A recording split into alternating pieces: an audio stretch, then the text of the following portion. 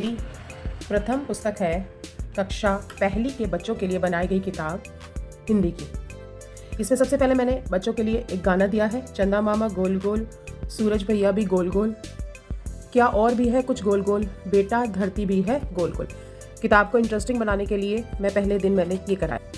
इसके बाद मैंने ये गाना दिया है जिसमें स्वर गीत भी है पीछे की ओर और व्यंजन गीत है आगे। ककेला तोड़ा माली ने, ककीरा रखा थाली में, कमले में तुम फूलो गाना, घड़ी सुनाई टिक टिक गाना, या को घर के बाद है आना, चम्मच से हम खाना खाते, छाता लेकर धूप में जाते, जहाज पानी में चलता, झंडा ऊंचा लहराता, अनो को नाक से बोला जाता। इस प्रकार से ये पूरा व्यंजन गीत मैंने यहाँ आगे दिया है बच्चों को हाव भाव के साथ सिखाने के लिए, और इससे बच्चे बहुत जल्दी से याद करते हैं। अब हम लेखनी पर आ रहे हैं। यहाँ पर मैं स्ट्रोक्स की बात नहीं कर रही हूँ। स्ट्रोक्स मैंने अपनी मैथ्स की किताब में दिए हैं। जब हम प्रारंभिक रूप से शिक्षण स्तर की बात करते हैं, प्रथम स्तर की बात करते हैं, तब मैंने वहाँ पर स्ट्रोक्स दिए हैं। यहाँ मैंने हिंदी सिखाने के लिए अनार से शुरू नहीं किया है। इसका एक कारण है क्योंकि जो है उसकी फॉर्मेशन मुश्किल होती है, और सबसे आसान जो फॉर्मेशन होती है वो होती है व की। इसमें आपको एक सीधी रेखा डालनी होती है, फिर गोल घुमाना होता है और लेटी हुई शीरो रेखा बनानी होती है। तो इसलिए मैंने अपने बच्चों की स्टार्टिंग की जो बुक बनाई है वो व अक्षर से बनाई है, और फिर व से रिलेटेड शब्द दिए हैं। आप चाहें तो इन शब्दों से जो रिलेटेड कहानी भी सुना सकते हैं। और ये किताब मैंने इसलिए भी बनाई है, इसके दो काम हैं। पहला इस किताब को बनाने से है कि मैं इसको पढ़ाना इसी स्तर से समझती हूँ, इसी तरह से मैंने समझाया बच्चों को, पढ़ाया अपनी क्लास को, और उसमें मैं सफल भी हुई हूँ। और दूसरा, ये लेखनी के आधार पर भी बनी हुई है, मतलब जैसे जैसे बच्चा सीखता जाता है उस स्तर के हिसाब से इसमें वर्कशीट्स लगी हुई हैं। दूसरा, मैंने अक्षर बताया है ब, और यहाँ ब से रिलेटेड शब्द है। ब और ब के बाद मैंने त का ज्ञान दिया है। त बनाना आसान है।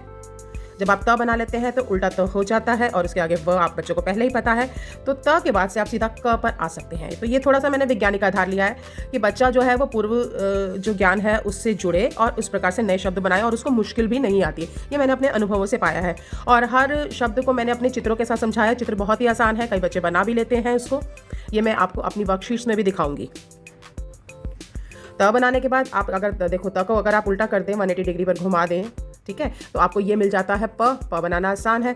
प बनाने के बाद मैंने सीधा ये अक्षर लिया है ग। ग से रिलेटेड शब्द दिखाए हैं, और यहाँ पर कुछ ऐसे चित्र हैं जिनके मैंने नाम छोड़ दिए हैं।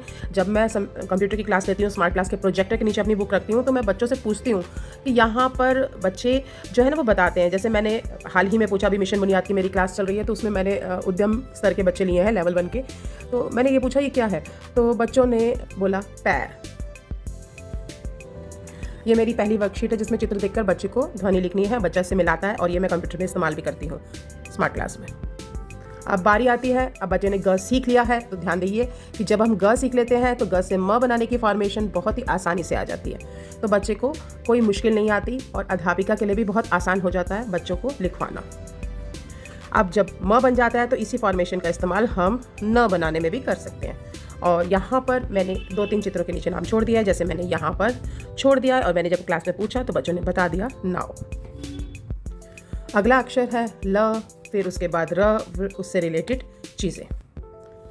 स का ज्ञान दिया है। स का इसलिए दिया है क्योंकि पहले मैंने र का दिया था, तो र की फॉर्मेशन के बाद स बनाया है। और जब मैं स्मार्ट क्लास में क्लास लेती हूँ तो मैं इसको प्रोजेक्टर में विजुलाइजर के नीचे रखती हूँ, तो बच्चा इस पर उंगली फेरते हैं और फॉर्मेशन सीखते हैं लेटर। तो एक तरह से ये किताब मेरी 3 तरह से काम करी है। एक तो मेरे लिए ये एक अध्यापिका निर्देशिका बन गई है, नंबर 1। बच्चों को सिखाना आसान है क्योंकि सारा कुछ एक ही कॉपी में है मेरा, ठीक है। और तीसरी चीज़ क्या है कि इसको मैं कंप्यूटर के नीचे भी इस्तेमाल कर सकती हूँ, इसको मैं वर्कशीट की तरह भी प्रयोग कर सकती हूँ। फिर आ गया ट का फॉर्मेशन। उसके बाद मैंने ये जो ज्ञान कराया था पिछले 4-5 पेजों में, उसको एक वर्कशीट बना के दे दिया है, और ये मैं कंप्यूटर के लिए इस्तेमाल करती हूँ। बच्चे उंगलियों से इसे जोड़ते हैं। ड और ड की फॉर्मेशन ये इसलिए दिया है क्योंकि ये वो अक्षर हैं, क्योंकि मैंने इससे पहले ट का ज्ञान दिया था। जब आप ट की फॉर्मेशन करते हैं तो ट से आप देख सकते हैं द बहुत अच्छी तरह से जुड़ा हुआ है। एक फॉर्मेशन और करनी होती है, गोल घुंडी सी घुमानी होती है, तो मैंने इसलिए यहाँ पर इसका इस्तेमाल किया है। और जब बच्चा ट बना लेता है, द बना लेता है, तो उसके लिए ड बनाना बहुत आसान होता है। आप ये देखिए, जब हम स्वर कराते हैं आ ई, ठीक है, तो अब उसमें ई के फॉर्मेशन में बच्चे गड़बड़ करते हैं। बट अगर आप इस तरह से चलेंगे तो आप देखेंगे ट बनाने में आसानी है, द बनाने में आसानी है, और ड बनाने में आसानी है। उसके बाद मैंने अक्षर चुना है य के बाद चुना है ह। अब यहाँ पर मैंने कुछ, जैसे मैंने योगी दिया है, यज्ञ दिया है, तो यहाँ पर मैं बच्चों को सामाजिक ज्ञान का भी ज्ञान करा सकती हूँ। यहाँ यान दिखाते हुए मैं पूछ सकती हूँ आसमान में उड़ने वाली चीज़ें कौन सी हैं। हो सकता है बच्चे पक्षी भी कहेंगे, पतंग भी कहेंगे, गुब्बारा भी कहेंगे, तो आप उसको नकार नहीं सकते क्योंकि ये छोटे बच्चों के हिसाब से बनाई गई किताब। और यहाँ पर मैं यमुना नदी, कई बच्चे इसको जमुना भी बोलते हैं, ये मैंने अपने अनुभवों से पाया है। तो बच्चों को आप ये भी बता सकते हैं, अगर हम दिल्ली में रहते हैं तो दिल्ली में कौन सी नदी बहती है। तो ज़रूरी नहीं है आप चित्र में बनाते समय सिर्फ हिंदी का ही ज्ञान लें, आप इससे जुड़े जो चीज़ें हैं उनको आप और सब्जेक्ट के साथ भी इंटीग्रेट कर सकते हैं। जैसे अब मैं यहाँ पर हल की बात करती हूँ।